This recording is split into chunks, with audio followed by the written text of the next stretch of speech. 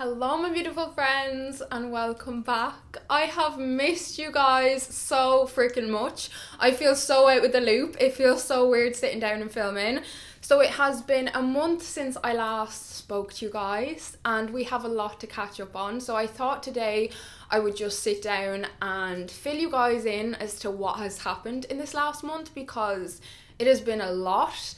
Mercury retrograde has been retrograding the shit out of my life. I feel like this is such a cozy background, but the reason I'm actually sat here is because it is bloody freezing.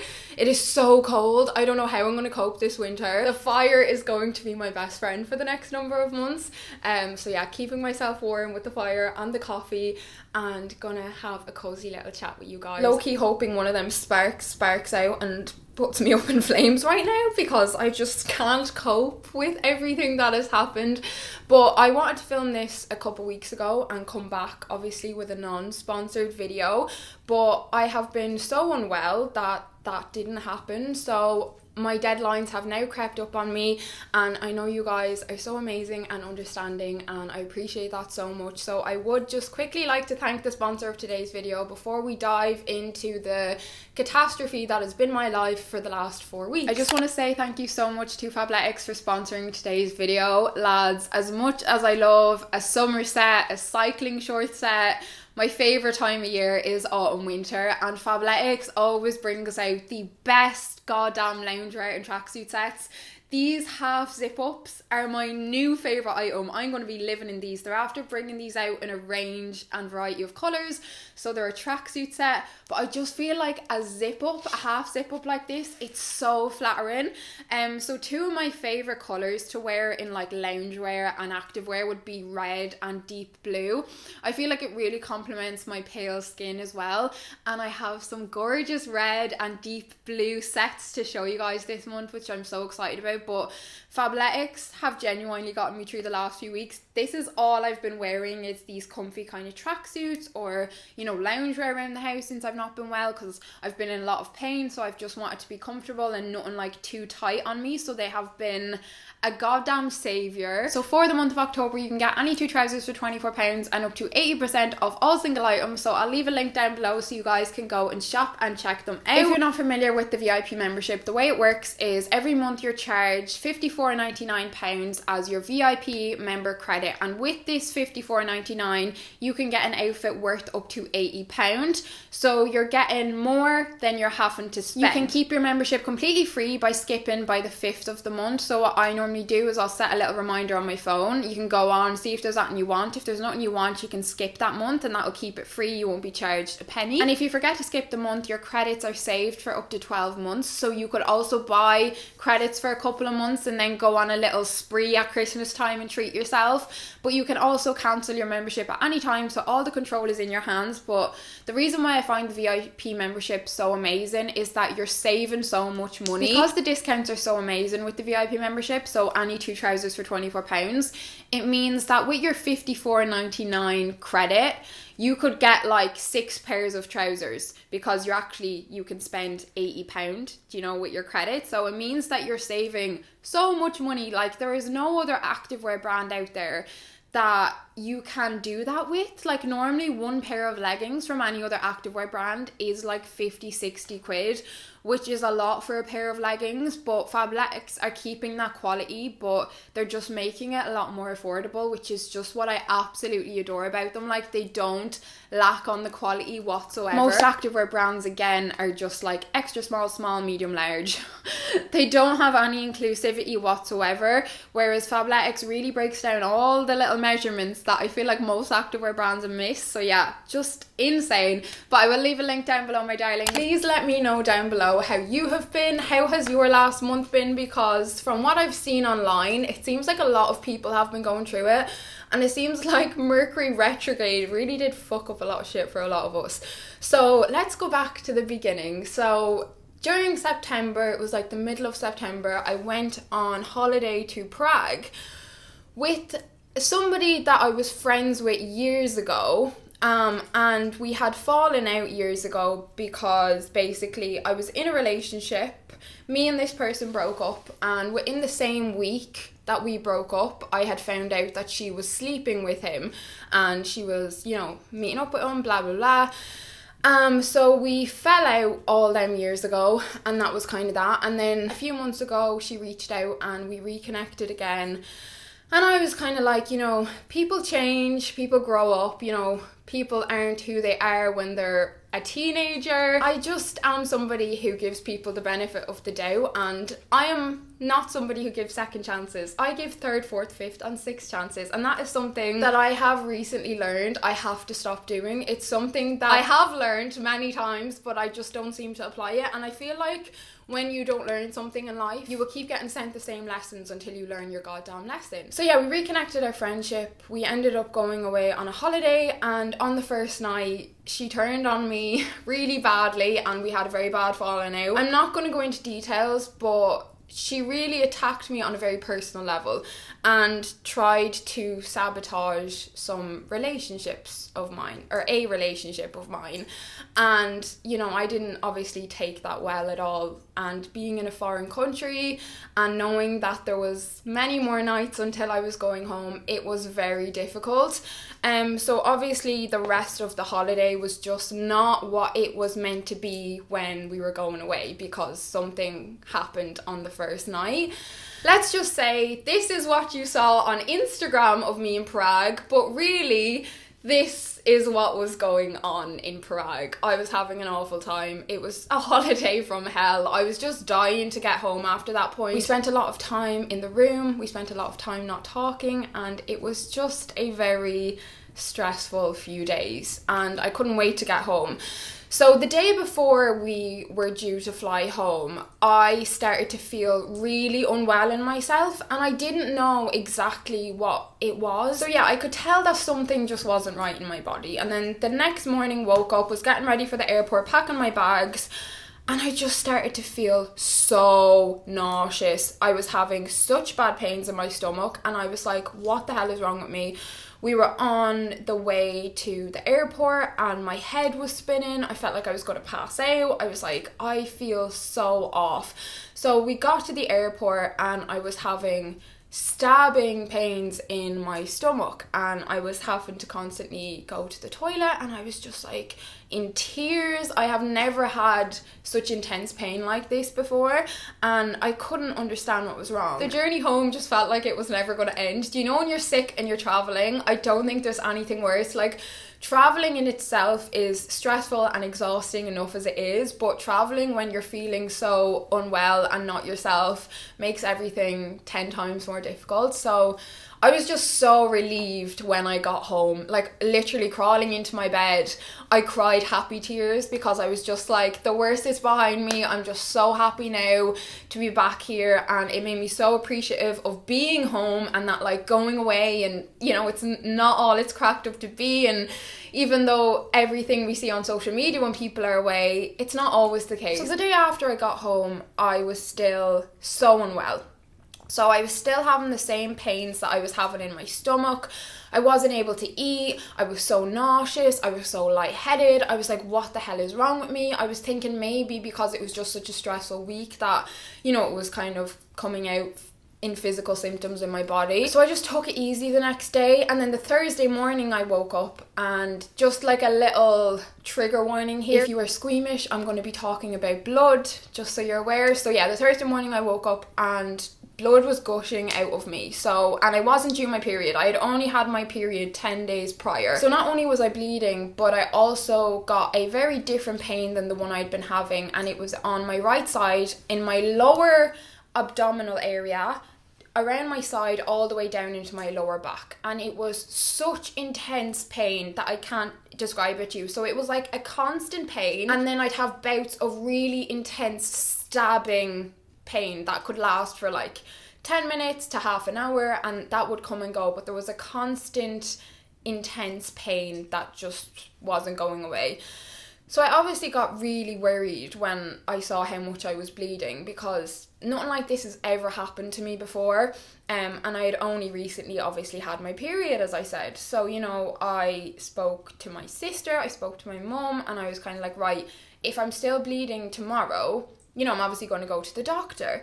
So I actually ended up ringing the doctor that afternoon, and I was like, you know, is there any appointments, blah, blah, blah. And she was like, you know, I told her what was wrong, and she said that I could come into the doctor tomorrow. So on the Friday when I woke up, my pain was even worse than it was on the Thursday, and I was bleeding even more than it was on the Thursday. Now, I've always had very heavy periods. I have never in my life seen this much blood come out of me before. So I was really worried. Like, I knew something wasn't right. I was hardly able to get up and move around.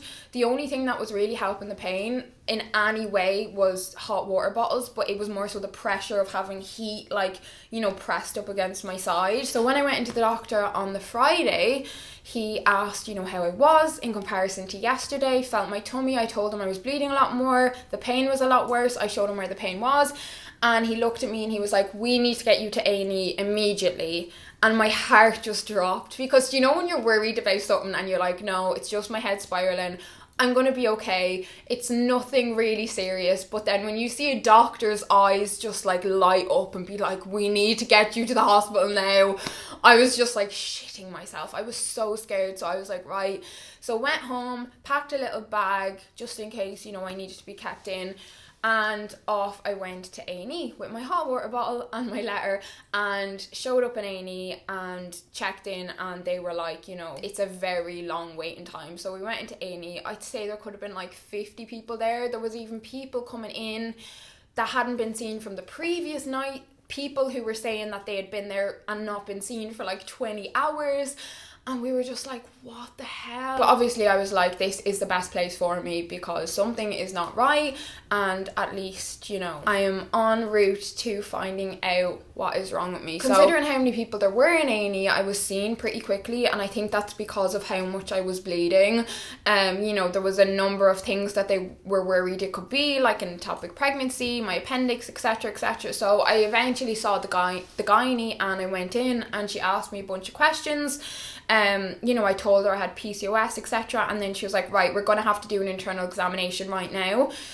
I've never had an internal examination, and I've also never had a smear because I'm only 24. So I've never had a doctor or anyone go up there, and I just wasn't expecting it. Like, it was just sprung on me, and I was in so much pain, and I was just so stressed and overwhelmed, and yeah, it was just a lot. So she was obviously like, right, I need you to take off your trousers, lie on the bed, and she took out the thing that she was going to use, and it was just like, just such a strange looking object. Like, obviously I don't know what it's called, I've never had any of these exams before, but it was just so wide. I think I asked her a question about the thing she was using, and she said, oh, we only use this on people who are sexually active. And I felt like saying, what dick looks like that? Like I'm so sorry, but I've never had anything inside me that remotely resembles what you're going to put in me.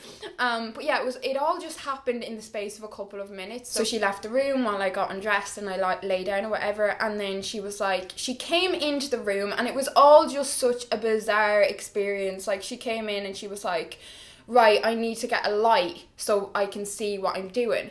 And then she goes, do you have a flashlight on your phone that I can use? And I went, yeah. In hindsight, that is just so unprofessional, and I don't know, it was just all so strange. And she was like holding my flashlight of my phone, and she was like, right, I just need to get another person in here, you know, to help me to hold the light. So I was laying back, and I had my internal examination, and I was so triggered. It was so triggering for me because it all happened so quick. I just feel like I wasn't prepared for what it was going to be. And I've spoke on my channel before 2 or 3 years ago now, but you know, I had a really bad experience of sexual assault. And when I was having my internal examination, I started having really bad flashbacks. I'm actually gonna cry. It was so bad, like it was so triggering. And I know they were just doing their job and but it was just a lot, like it was just awful. So after the examination, you know, they left so I could get changed and all, and there was just like so much blood under me. I was shaking like a leaf. I wasn't allowed to have anyone in the room with me. I don't know why. Then they told me I had to stay there because they needed to, like, they had to put a catheter, is it, in my arm to put liquids in me. So they had to give me medication to stop the bleeding and also pain relief because I was in agony. But no one could come into the room. So I was just left in this tiny little room with the catheter in my arm for quite a period of time. And I was shaking like a leaf, like I was just bawling, crying, and I was just, it was just so bad, like it was just so horrible. Then eventually, you know, I got the medication in me that I needed. I was probably in there, I don't even know, I feel like it was like a couple of hours. And then I kept asking, you know, could someone come in? And they said no. So I was like, okay, can I go out then, like back into the waiting room? You know, when all my medication was through me and all, they said I could go back out if I wanted to. So, you know, they took my bloods, etc. And they said the bloods would be like, could be an hour and a half until they come back. So I was like, I just don't want to stay in this room by myself because how just traumatic that was for me. And I know it was no one's fault, like it was just the way it all happened. And obviously I think because I was in so much pain as it was, and like down there was so sensitive, that it probably just made it a lot worse than, you know, if that hadn't have been the case. But anyway, my bloods came back normal. They were like, we suspect that it is a ruptured cyst. So they were like, we need to do an internal ultrasound, but no ultrasounds go on the weekend. So it was a Friday. So they were like, you're going to have to come back on Monday to get your internal ultrasound. I was sent home eventually, and so went home. I was sent home with 2 weeks worth of pain relief and a week of medication to stop the bleeding. So I went home and I was still bleeding a lot and in agony for the next couple of days. When I went back to the hospital on the Monday, I was still in so much pain, but the bleeding had eased quite a bit. I was just like, the hot water bottle was literally strapped to me. So yeah, I'd spent like all weekend in bed. Like I couldn't move. Like I literally even going to the toilet was a struggle. My internal ultrasound was a way better experience than the internal examination was. And it had everything to do with the woman who did it. She made me feel so relaxed. She was so kind and understanding, and she took her time with it. Like that was the thing with the first internal examination. It was so rough and aggressive, and it was like no communication was there, whereas with the internal ultrasound, you know, she was talking me through it, and yeah, it just made such a difference. And even like the room that I was in for the internal ultrasound, it was just like, you know, darkly lit, and it just felt a lot more calming. Like the first little room I was in was like 2 big windows and me on this bed in the middle, and it was just so claustrophobic and bright, and then my fucking phone flashlight up my vagina. I was just like, what's going on? Like surely this isn't normal. Yeah, so I had my internal examination done and got the results, and they said they suspect that it was a ruptured ovarian cyst, but because it has been a number of days, like this is the really frustrating thing, I just don't understand why they don't do scans on the weekend. Because like leaving it 2-3 days between something happening and you getting that scan, it's gonna affect your results obviously. But yeah, they said that they suspect that it's a ruptured ovarian cyst because they couldn't see any other issues, and there was some fluid, etc. They basically just said that if the pain doesn't go in a number of days, to go back to the doctor, that I might need another follow-up. So I went home, and a week later I was still in agony. Like a week after I went to the hospital, I was still in agony. And now, like, it's been like 3 weeks since this happened. I am still having pain on and off in the exact same place, the same intense pain. So I'm having to go for follow-ups now. So I'm getting referred to a gynae, obviously like outside of the hospital. There's still something not right with me. I don't know what it is. I've had because I shared a bit of this on Instagram, you know, just to kind of give you guys an update as to where I was. I've had quite a lot of you guys message me saying that it sounds very similar to experiences that yous have had, and yous ended up being diagnosed with endometriosis and telling me to get tested for endometriosis.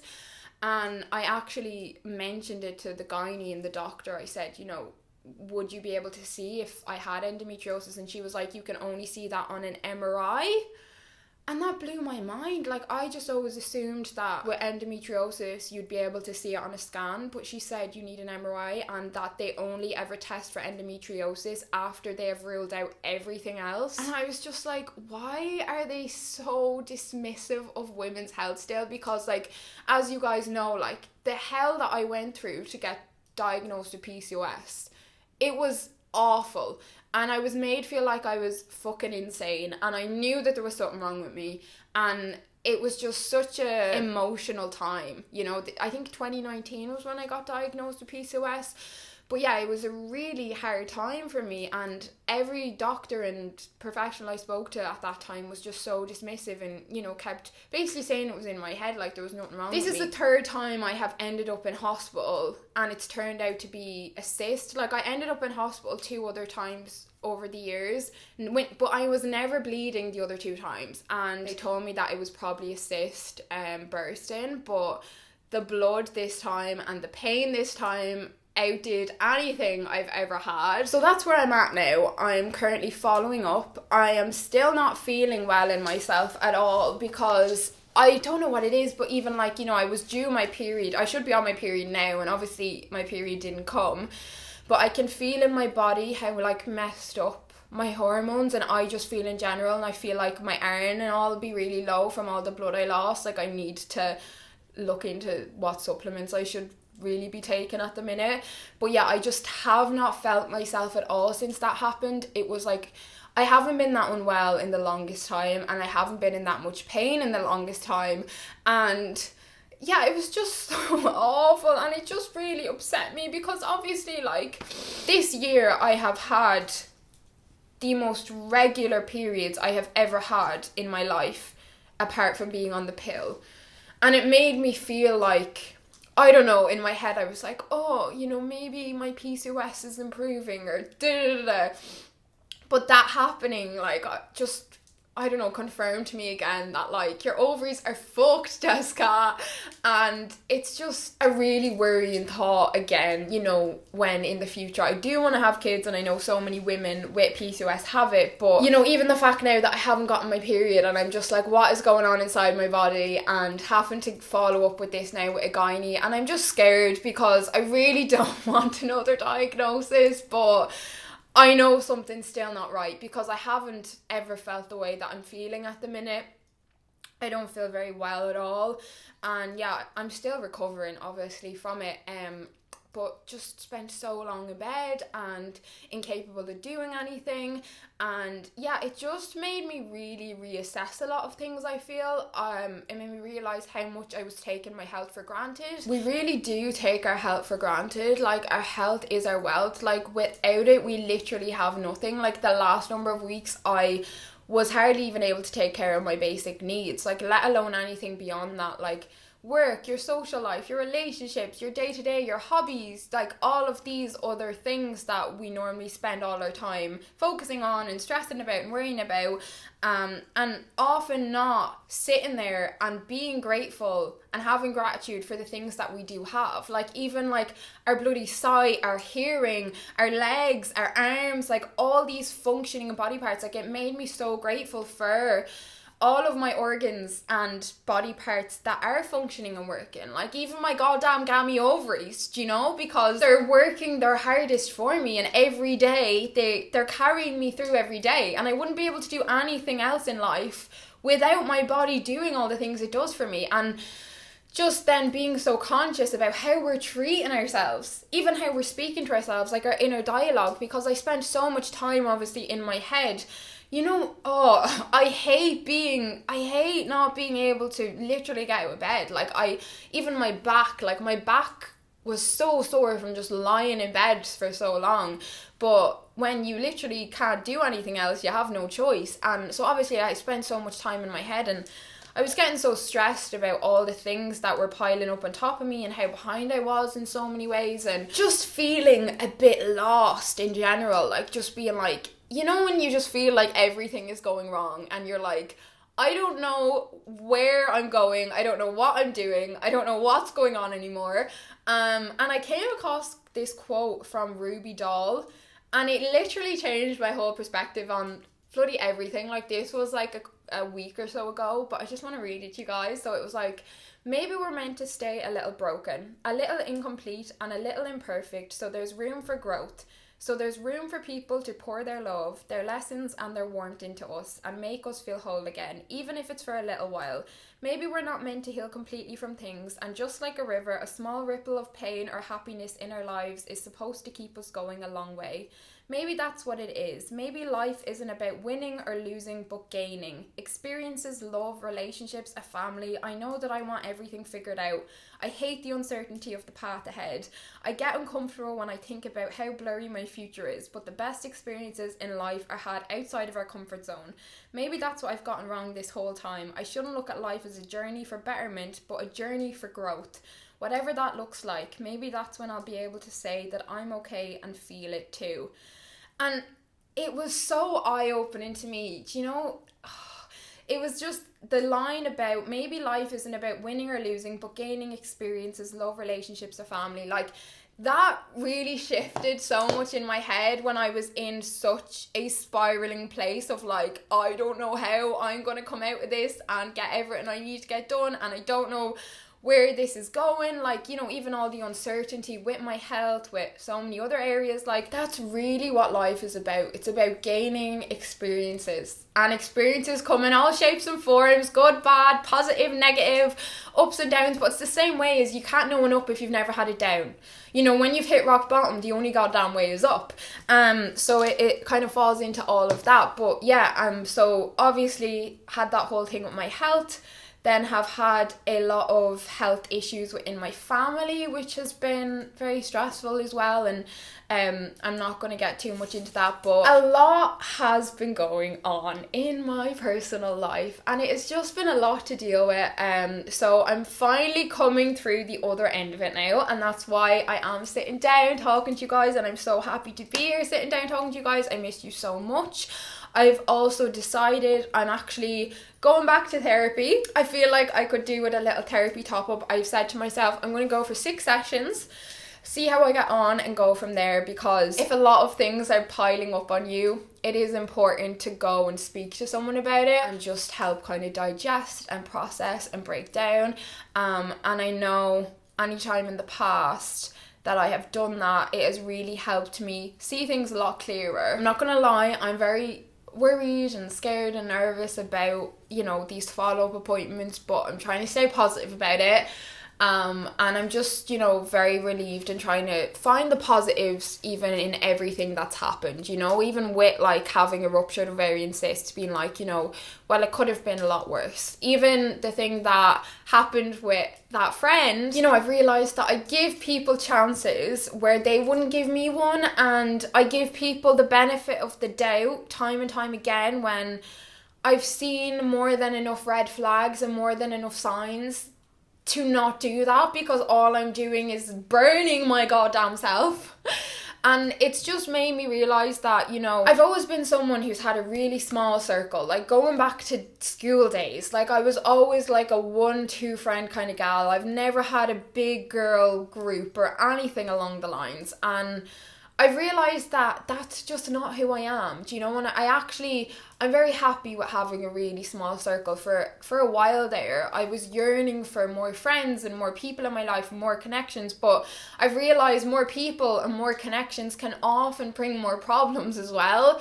And having a handful of people that you can trust and lean on and you can speak to, and, you know, who'll be there for you, you'll be there for you, is really all you need, you know? Like, I don't care for having all these acquaintances or having loads of friends, and I've realised that, you know, and I feel like that's something that I needed to realise. Like, I realised it a few years ago, and then my head started spinning, and I think it's from seeing other people having loads of friends, etc. There's a lot more I could overshare, but I'm gonna wrap it up here before I say too much.